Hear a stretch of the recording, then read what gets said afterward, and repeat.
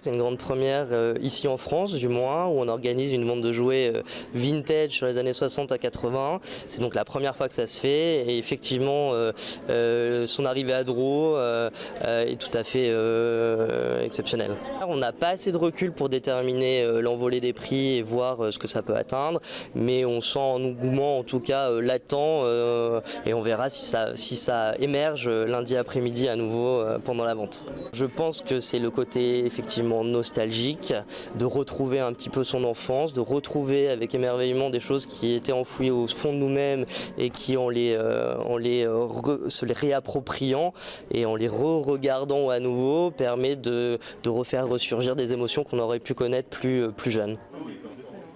Vous avez une grande collection d'affiches de science-fiction qui est absolument magnifique, qui sont des grandes affiches d'époque entoilées, qui sont aussi très intéressantes dans cette vente. Un des lots les plus chers, c'est la voiture Fab One, donc qui est un objet assez exceptionnel, qui est dans la pièce consacrée au cinéma, et on est sur une estimation de 8-10 000 euros.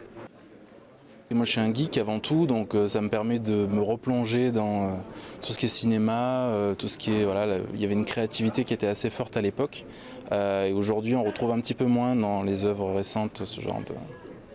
d'œuvres.